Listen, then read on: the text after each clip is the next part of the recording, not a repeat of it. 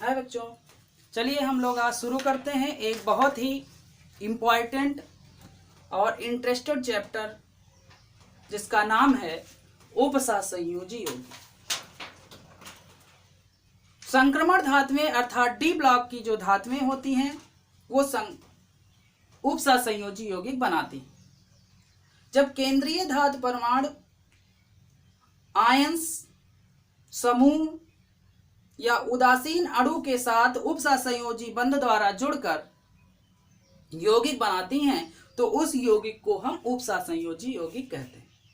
उपसहसंयोजी यौगिक एक प्रकार का योगात्मक यौगिक है। तो चलिए सबसे पहले हम लोग जानते हैं कि योगात्मक यौगिक किसे कहते हैं। योगात्मक यौगिक को हम आणविक यौगिक के नाम से भी जानते हैं। ये बनता कैसे है? जब दो या दो से अधिक सरल लवणों को एक निश्चित अनुपात में घोलने से प्राप्त विलयन का क्रिस्टलीकरण किया जाता है तो उस क्रिस्टलीकरण के फलस्वरूप जो यौगिक प्राप्त होता है उसे हम योगात्मक यौगिक या आणविक यौगिक कहते हैं।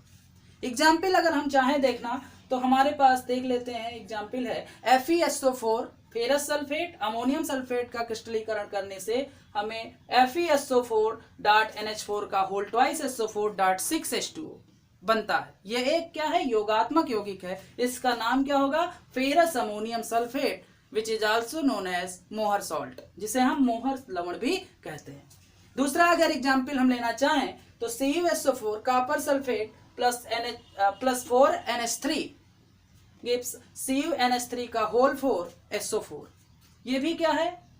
योगात्मक यौगिक है। इसका नाम क्या होगा? Copper tetra amine sulphate. ये इसका साधारण नाम है। IUPAC नाम हम लोग आगे चल करके पढ़ेंगे। तो इस प्रकार से जो बनता है उसे हम योगात्मक यौगिक या आणविक यौगिक कहते हैं। आणविक यौगिक दो प्रकार के होते हैं। कौन कौन से? एक होता है द्विक लवण, एक होता है उपसहसंयोजी यौगिक जिसे हम जटिल यौगिक या संकर यौगिक ही कहते हैं। तो सबसे पहले हम लोग बात कर लेते हैं द्विक लवण किसे कहते हैं। तो ऐसे योगात्मक यौगिक जो केवल ठोस अवस्था में अस्थायी होते हैं तथा विलयन में अपना अस्थायित्व खो देते हैं उन्हें हम द्विक लवण कहते हैं। अस्थायित्व खो देते हैं का मतलब ये हुआ कि ज्यों ही हम इसे पानी में घोलते हैं ये अपने घटक आयनों में टूट जाता है। जैसे FeSO4.NH4 का होल ट्वाइस SO4.6H2O को अगर हम पानी में घोलें, जल में घोलें, तो ये अपने घटक आयनों मतलब Fe2+ में, NH4+ में और SO4 में टूट जाता है। अब ये चूंकि सभी आयनों में अपने टूट जाता है इसलिए ये अपने सभी घटक आयनों का परीक्षण भी देगा।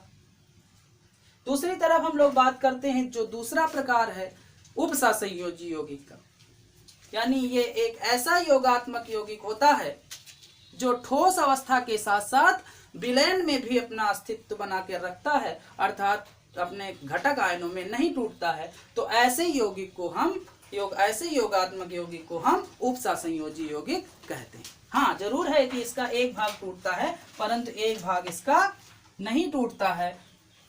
जो भाग एक एग्जाम्पल के लिए अगर हम देखें तो K4FeCN6 को अगर हम ले लेते हैं तो K+ में टूट जाता है 4K+ और FeCN6 पर 4-। जो भाग इसका नहीं टूटता है उस भाग को हम जटिल आयन कहते हैं और जो भाग इसका टूट जाता है उसे सामान्य आयन कहते हैं। अब जटिल आयन में जो अवयव होते हैं वो चूंकि नहीं टूटते हैं इसलिए वो अपने अवयवों का परीक्षण नहीं देगा और इस जटिल आयन का जो गुण होता है वो घटक आयनों के गुणों से भिन्न होता है। तो ये हम इस चैप्टर में हमने इसी उपसहसंयोजी यौगिक के बारे में पढ़ना है। तो अब चलिए हम लोग बात कर लेते हैं आखिर में ये उपसहसंयोजी यौगिक कितने प्रकार का होता है।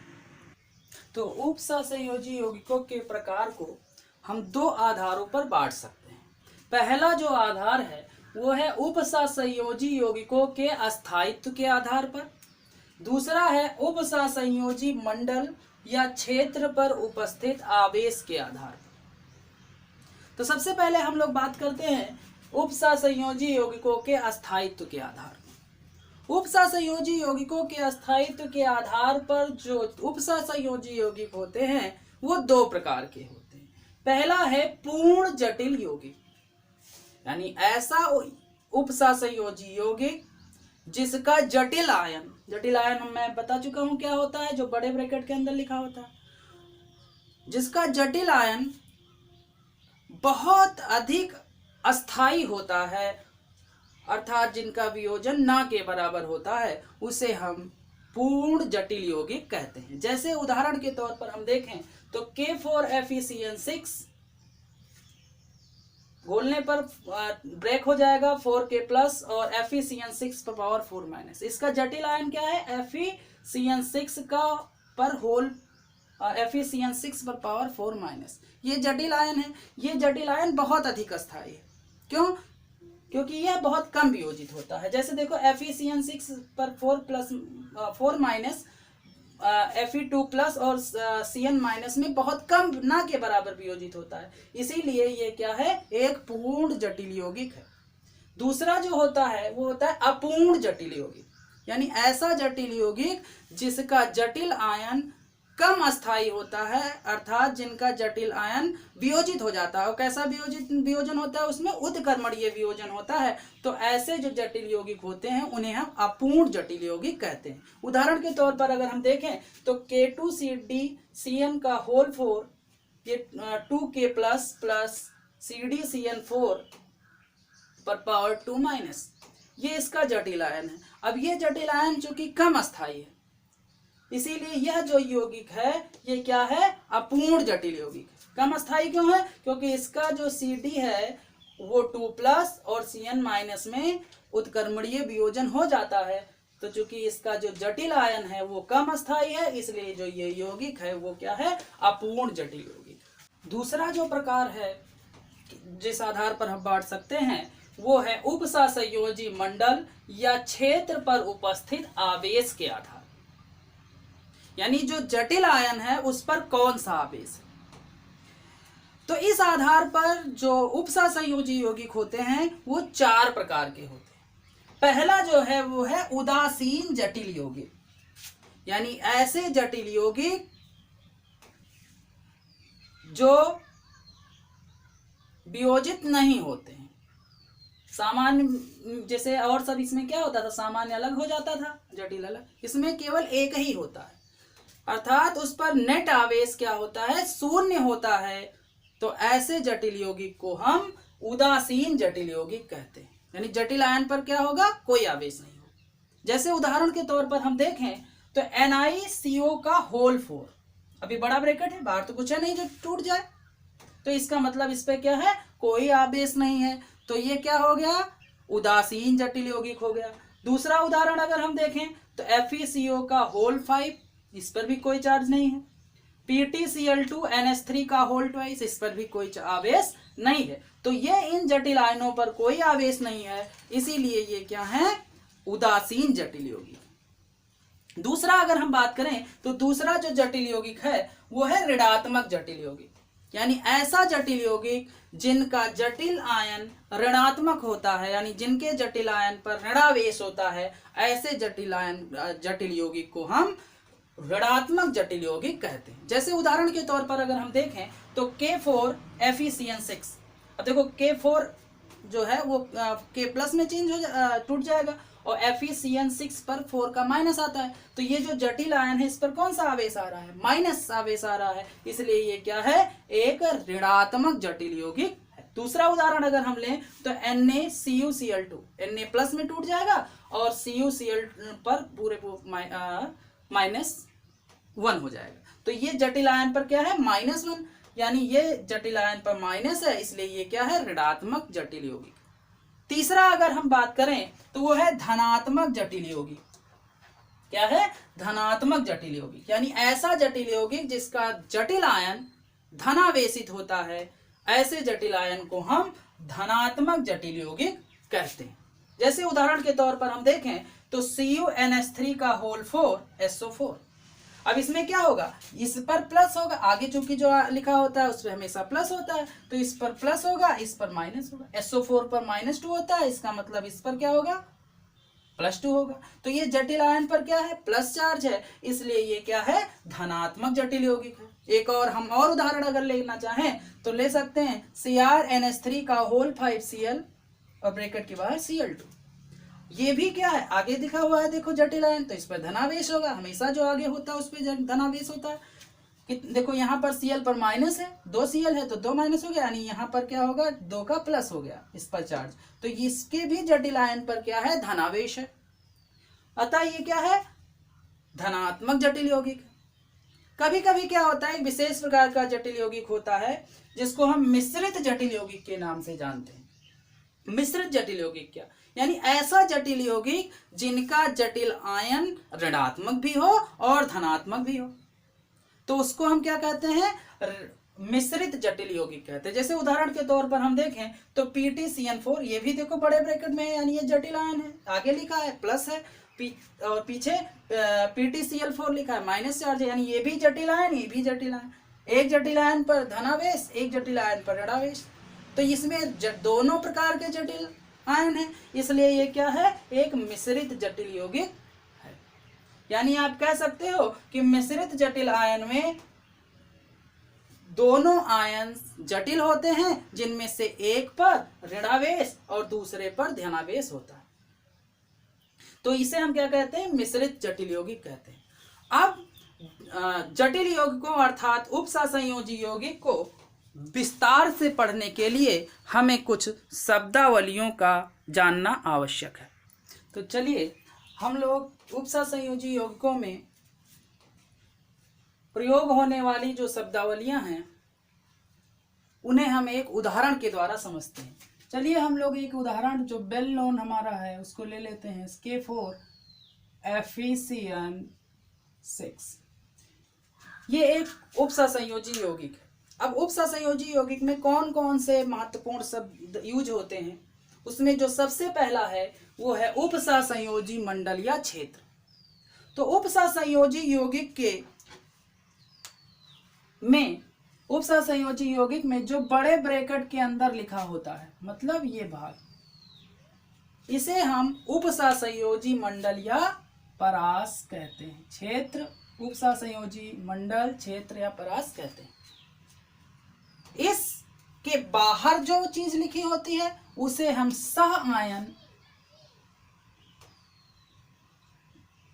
अर्थात काउंटर आयन कहते हैं। दूसरा जो टर्म यूज होता है वो होता है केंद्रीय धातु परमाणु। ये क्या होता है, जो ये उपसहसंयोजी मंडल या क्षेत्र है इसके अंदर जो धातु लिखी होती है, मतलब इसमें क्या लिखा हुआ है, Fe, तो ये क्या है, केंद्रीय धातु परमाणु है। यानी उपसहसंयोजी मंडल के अंदर स्थित जो धातु होती है उसे हम केंद्रीय धातु परमाणु कहते हैं। तीसरा जो टर्म यूज होता है वो होता है लिगेंड। लिगेंड क्या होता है, ये जो उपसहसंयोजी मंडल या क्षेत्र है उसके अंदर जो केंद्रीय धातु परमाणु के साथ आयन समूह या उदासीन अणु उपसहसंयोजी बंध द्वारा केंद्रीय धातु परमाणु से जुड़े होते हैं उसे हम लिगेंड कहते हैं। जैसे यहाँ पर क्या है, CN आपका लिगेंड है।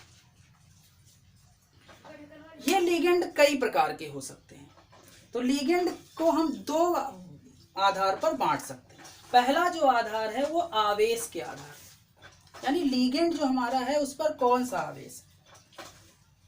तो अगर लिगेंड हम कोई ऐसा है जिस पर ऋणावेश है तो उसे हम बोलेंगे ऋणात्मक लिगेंड। जैसे Fe, जैसे F minus, Cl minus, O2 minus आदि, ये ऐसे लिगेंड हैं जिन पर ऋणावेश, तो ये कौन सा लिगेंड हो गया, ऋणात्मक लिगेंड। दूसरी तरफ अगर ऐसा कोई लिगेंड है जिस पर कोई आवेश नहीं, तब जुड़ेगा कैसे, इलेक्ट्रॉन देगा कैसे, उसके पास अबंधित इलेक्ट्रॉन युग्म होंगे। जैसे हम बात कर लेते हैं H2O, इसके पास अबंधित इलेक्ट्रॉन युग्म है, इसलिए ये इलेक्ट्रॉन दे सकता है और इस कोई आवेश नहीं है, उदासीन लिगेंड इसलिए इसे कहते हैं। और उदाहरण अगर हम देखना चाहें तो ROH, ये भी क्या है, एक उदासीन लिगेंड। तीसरा होता है धनात्मक लिगेंड, ये ना के बराबर होता है, यानी ऐसे लिगेंड जिनके ऊपर धनावेश होता है उसे हम धनात्मक लिगेंड कहते हैं, ये ना के बराबर। दूसरा जो आधार है लिगेंड के को बांटने का वो है संयोजकता के आधार पर। संयोजकता के आधार पर कहने का मतलब ये हुआ कि जो लिगेंड है वो केंद्रीय धातु परमाणु के साथ कितने उपसहसंयोजी बंध बनाता है।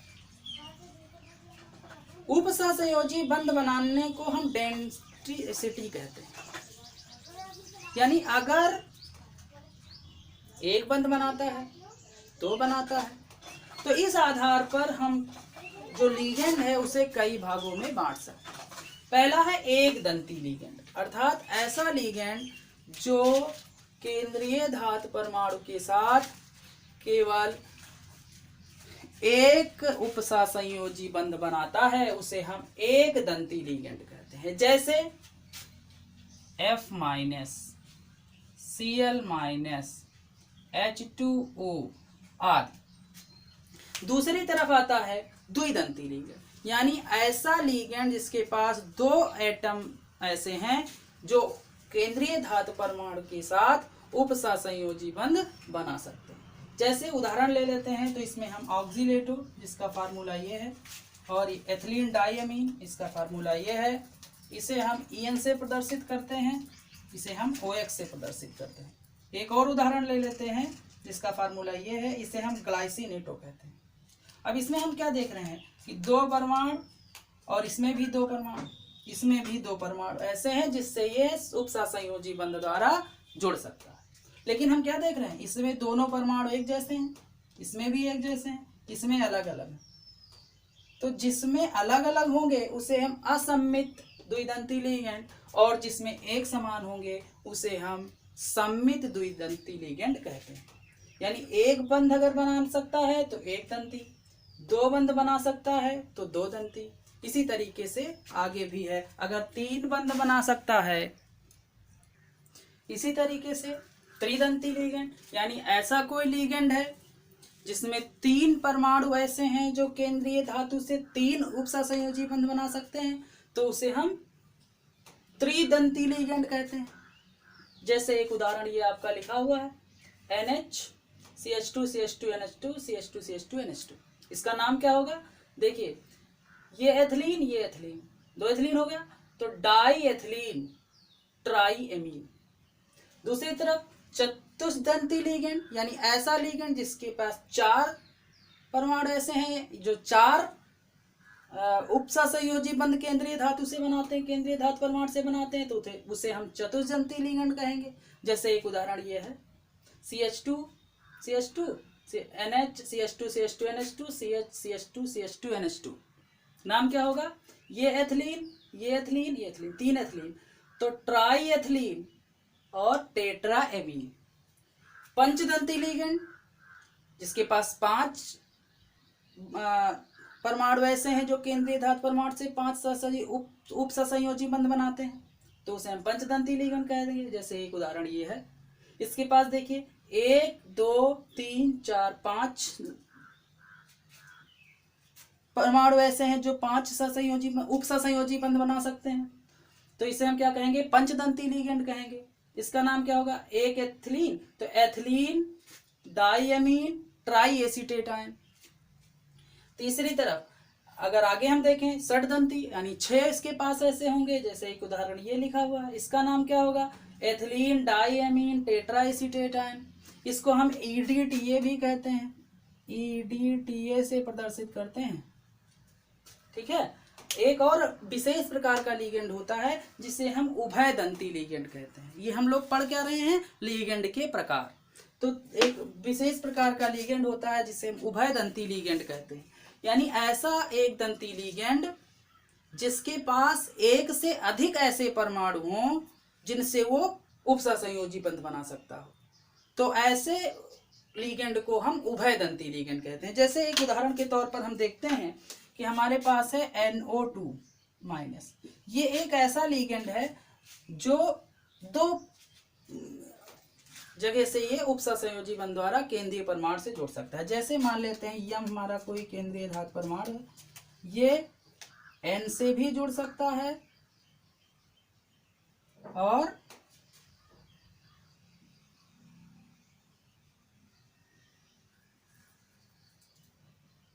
O से भी जुड़ सकता है।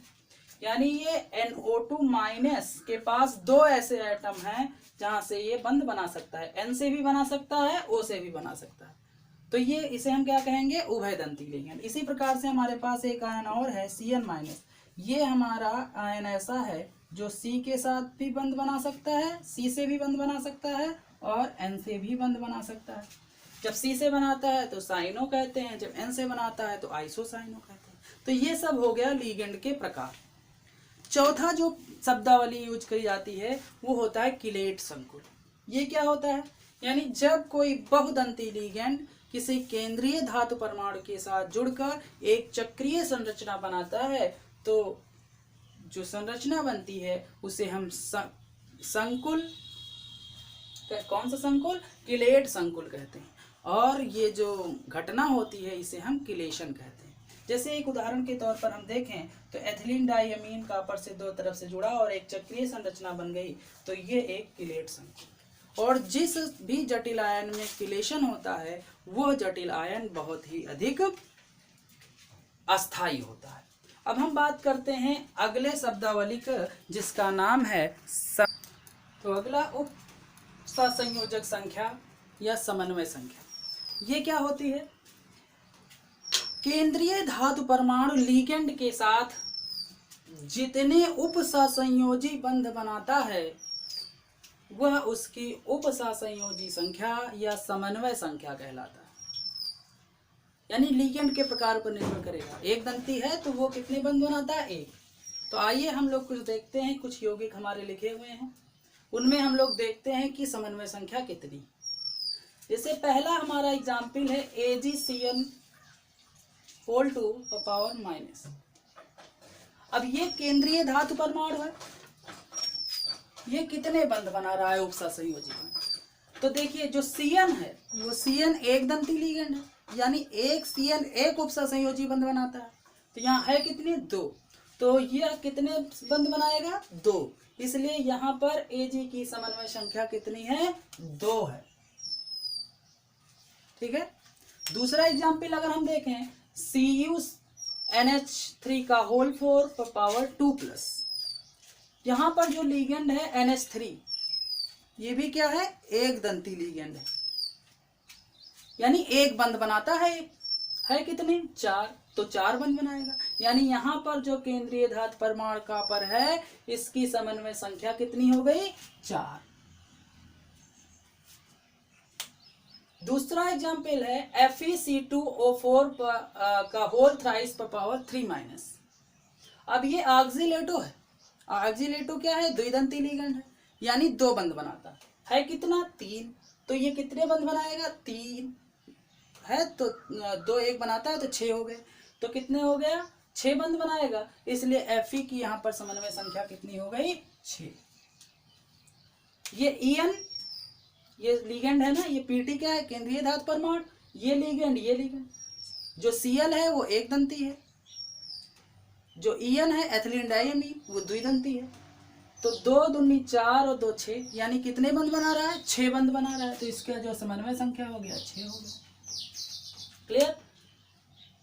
अब इसके बाद ये 4 एग्जाम्पल और हमने लिख दिए हैं, इन दोनों का 2 2 4, इन चारों की समन्वय संख्या आप निकालिए और बताइएगा कितनी होती है। तो अब अगला जो पॉइंट है वो हम लोग बात करते हैं ऑक्सीकरण संख्या।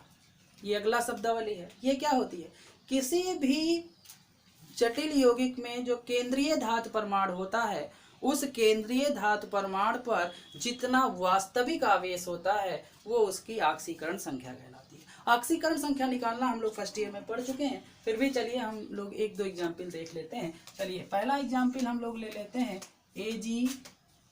Cn का होल ट्वाइस पर माइनस। ये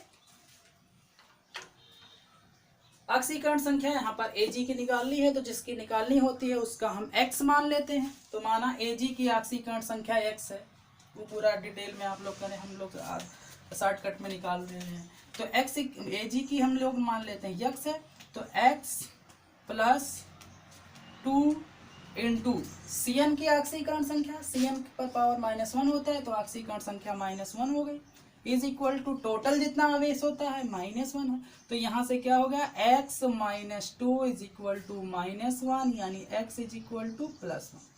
यानी यहाँ पर जो Ag है, Ag पर ऑक्सीकरण संख्या कितनी है, +1 है। और हम ले लेते हैं, जैसे हमारे पास है एक और उदाहरण K4 FeCN6। तो केंद्रीय धातु परमाणु की हमें निकालना होता है, तो यहाँ पर केंद्रीय धातु परमाणु Fe है, मान लेते हैं x है। तो 4K की ऑक्सीकरण संख्या यानी 4 इंटू +1 प्लस x, क्योंकि Fe की x होती है, और प्लस 6 इंटू -1, Cn का -1 होता है, कोई चार्ज नहीं है इसलिए 0 हो गया।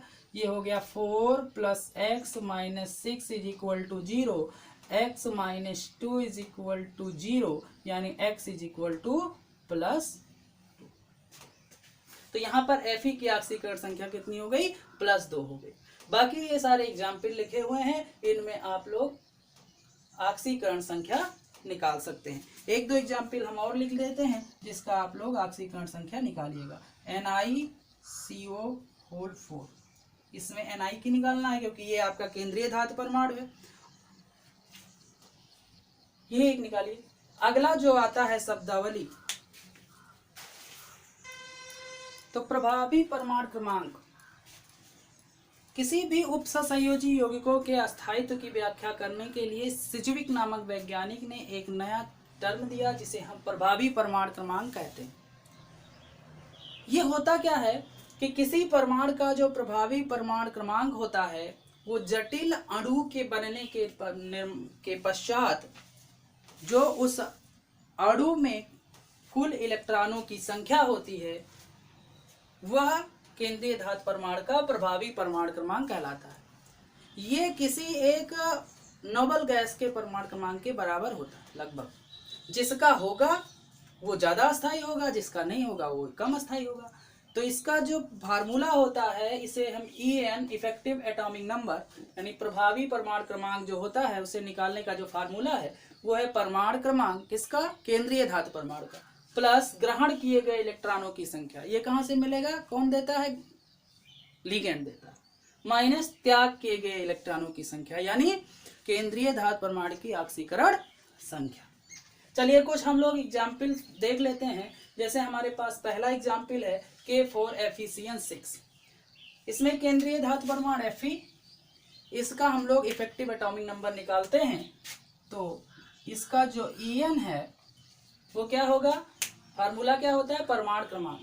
तो यहाँ पर Fe का परमाणु क्रमांक 26 प्लस ग्रहण किए गए इलेक्ट्रॉनों की संख्या। इलेक्ट्रॉन कहाँ से ग्रहण करता है केंद्रीय धातु परमाणु, लिगेंड से। तो यहाँ पर लिगेंड क्या है, Cn कैसा है, एक दंती लिगेंड है, यानी एक दंती है, इसलिए ये कितने इलेक्ट्रॉन देता है, 2 इलेक्ट्रॉन देता है। तो है कितने, 6। तो एक 2 इलेक्ट्रॉन देता है, तो 6 कितने देंगे, 12, यानी 6 गुणे 2 माइनस त्याग किए गए इलेक्ट्रॉनों की संख्या, यानी ऑक्सीकरण संख्या। जब आप यहाँ Fe की ऑक्सीकरण संख्या, अभी इसके पहले हम लोगों ने निकाला था, आप लोग फिर से निकाल के चेक कर लीजिएगा, आएगा 2। तो ये हो गया 2। तो यहाँ से अगर हम निकालें तो ये होगा 26 plus 12 minus 2 is equal to 36, जो कि क्रिप्टॉन के एटॉमिक नंबर के बराबर है।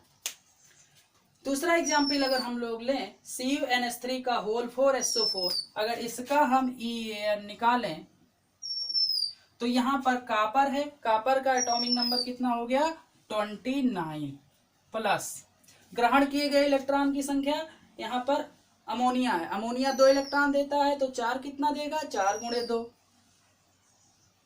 माइनस यहाँ पर यहाँ पर जो Cu है, इसका जो ऑक्सीकरण संख्या आप निकालेंगे तो आएगा 2। +2, तो इसीलिए त्याग किए गए इलेक्ट्रॉनों की संख्या 2। तो ये हो गया 29 + 8 - 2। ये अगर आप कैलकुलेट करोगे तो आपका आ जाएगा 35, यानी ये किसी भी अक्रिय गैस के बराबर नहीं आया।